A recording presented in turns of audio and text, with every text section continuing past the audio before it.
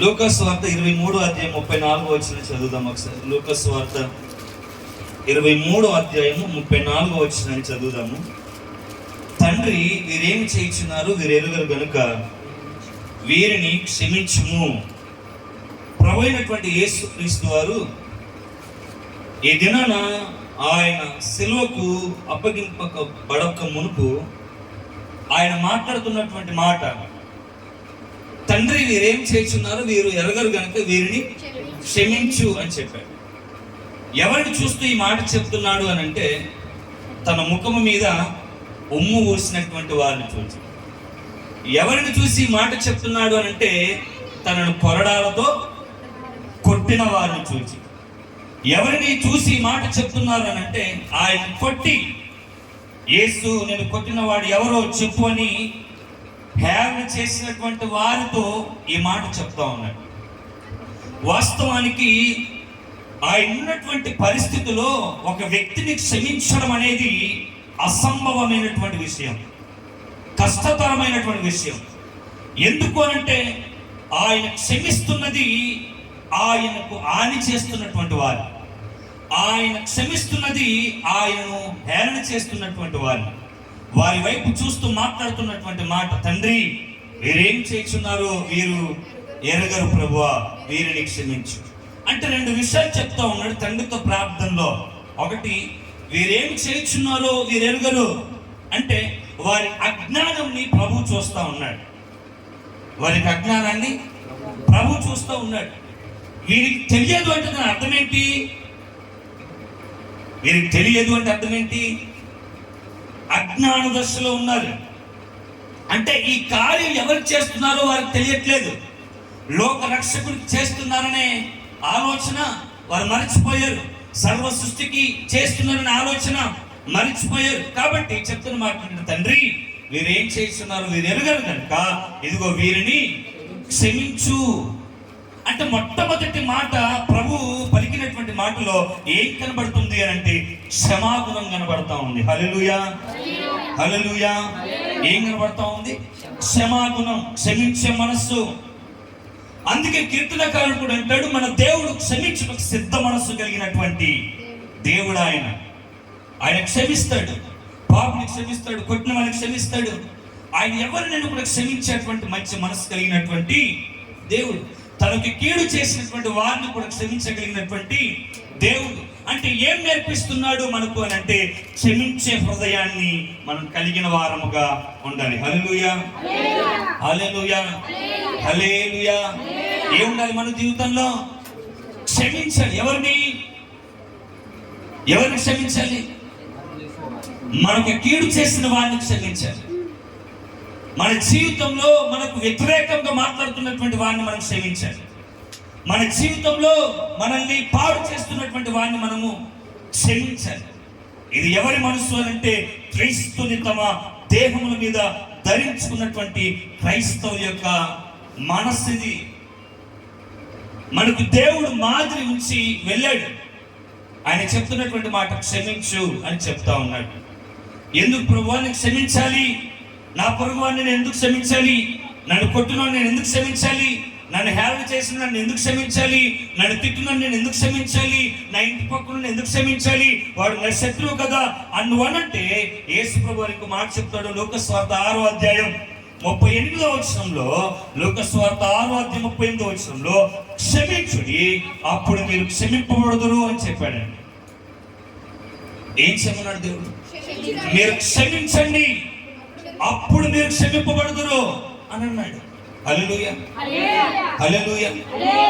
పరలోక ప్రార్థనలో కూడా చెప్తా ఉన్నాడు, మీ అపరాధములు క్షమించబడిన ప్రకారము మీ పరలోకపు తండ్రి మన అపరాధములను క్షమించిన ప్రకారము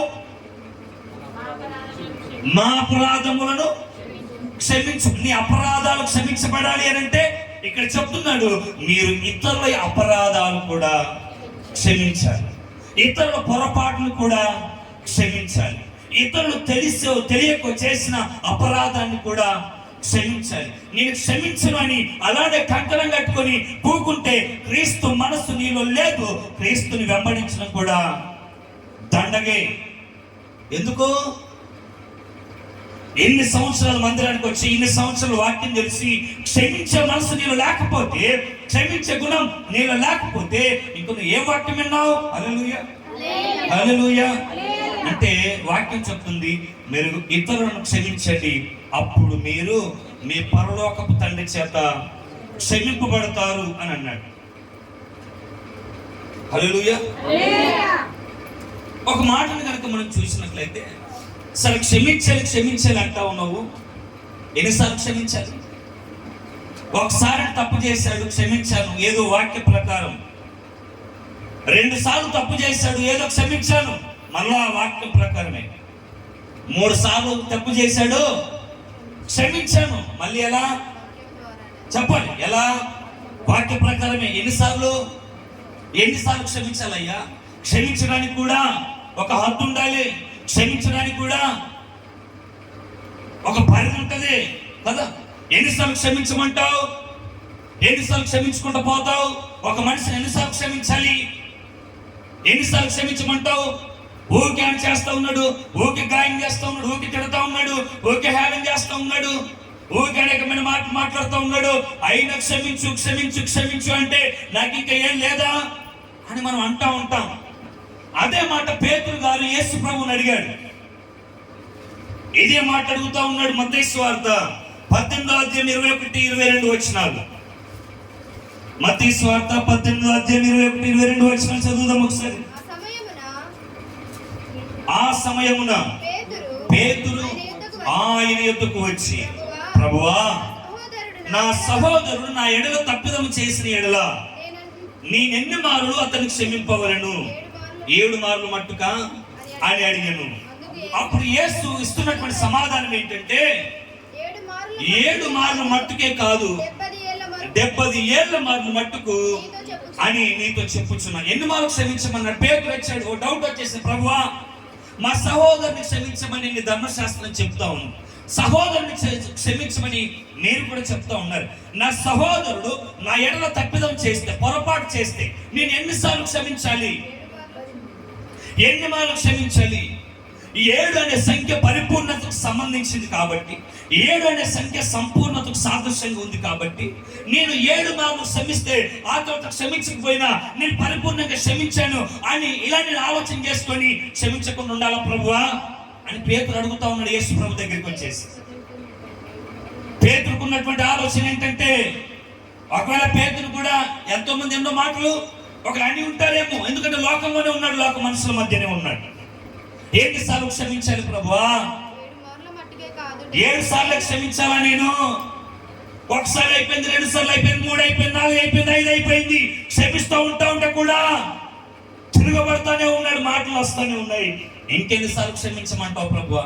7 మార్లు క్షమించి సైలెంట్ గా మళ్ళా నా పని ఏదో నేను కానీ అన్నా, అసలైన దుడుకు పేతురు, అసలైన తొందరపాటు కలిగిన మనిషి అంటే యేసు ప్రభు చెప్తున్నటువంటి ఆ మాట ఏంటంటే, 7 మార్లు మట్టు కాదు నాయన, 70 ఏళ్ల మార్లు మట్టుకు నువ్వు క్షమించాలి. హల్లెలూయా, హల్లెలూయా.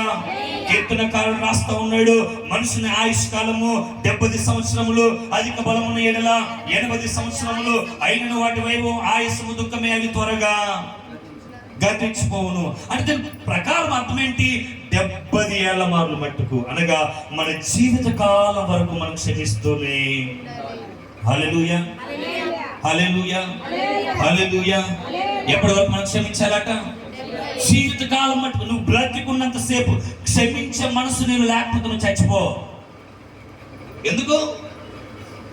ఇంకా వాడిని క్షమించవలసిన పని లేదు, ఇంకా వాడిని ఓర్చవలసిన పని లేదు.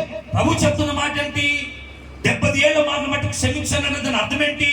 నువ్వు చచ్చిపోయే వరకు, నీ జీవిత కాలం వరకు కూడా నువ్వు క్షమిస్తూనే ఉండాలి. పొరపాట్లు ఉండొచ్చు, తప్పులు ఉండొచ్చు, లోపాలు ఉండొచ్చు. ఒకవేళ ఏ స్థితిలో ఉన్నా దేవుని ప్రేమను కలిగి మనము ఇతరులను క్షమించే వారంగా ఉండాలి. హల్లెలూయా, హల్లెలూయా, హల్లెలూయా, హల్లెలూయా.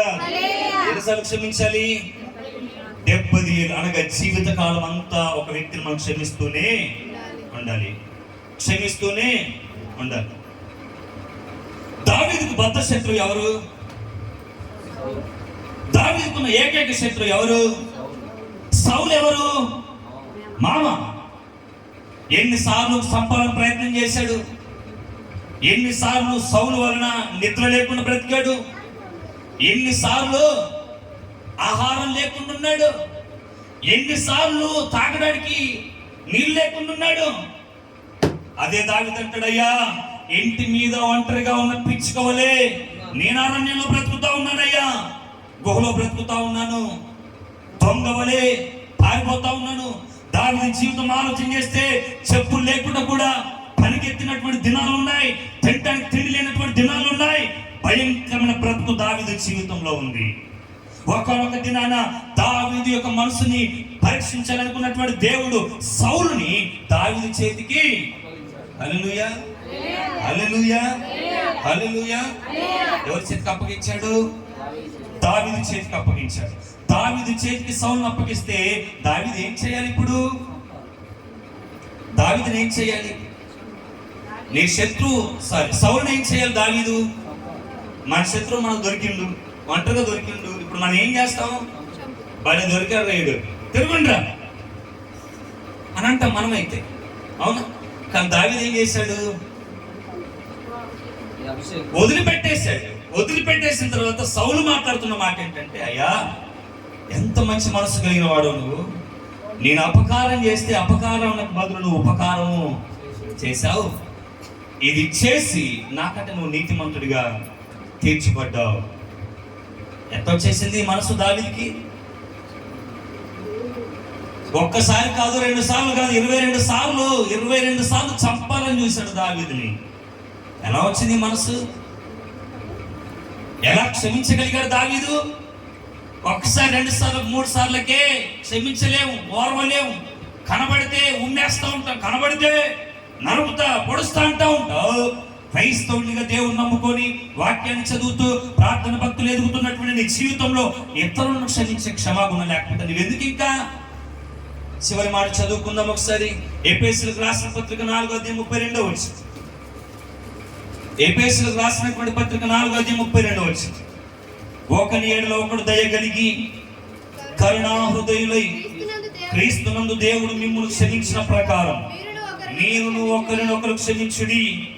ఒకని ఎడల ఒకడు దయ కలిగి కరుణా హృదయులై క్రీస్తునందు దేవుడు మిమ్మును క్షమించిన ప్రకారం మీరును ఒకరినొకరు. అంతే అన్నాడు. ఒకరినొకడు పొడుచుకొని చావండ్రా, ఒకరినొకడు తిట్టుకొని చావండ్రా, ఒకరినొకడు కొట్టుకొని చావండ్రా అని చెప్పాడా? ఏమని చెప్పాడు? ఒకరినొకరు మీరు క్షమించుకోండి. ఎందుకు క్షమించుకోవాలంటే క్రీస్తు మిమ్మును క్షమించిన ప్రకారం అలా మీరు క్షమించుకోండి. ఒకరి యందు ఒకరు దయ కలిగి ఉండండి. ఆయన కరుణాహృదయం కలిగినట్టుగా మీరు కూడా దయ కలిగి ఉండండి. లేదు సార్, ఇది మా వల్ల కాదయ్యా, ఇది మేము చేయలేము. కానీ ఈరోజు మన ప్రభు నేర్పుతున్న మాట ఏంటంటే, తండ్రి వీరేం చేస్తున్నారు మీరు ఎరుగురు, కాబట్టి వీరిని క్షమించమని దేవుడు అద్భుతమైన మాటను మనకిచ్చి మనం కూడా ఇతరులను క్షమించే వారంగా ఉండాలి. మనం కూడా ఇతరుల పట్ల దయగలిగిన వారంగా ఉండాలి. మనం కూడా ఇతరులను ఓర్చే వారంగా ఉండాలి. ఇతరుల పట్ల మనం కూడా ప్రేమను చూపే వారంగా ఉండాలి. అటు కృప దేవుడు మనకు సమృద్ధిగా దయచేయును గాక.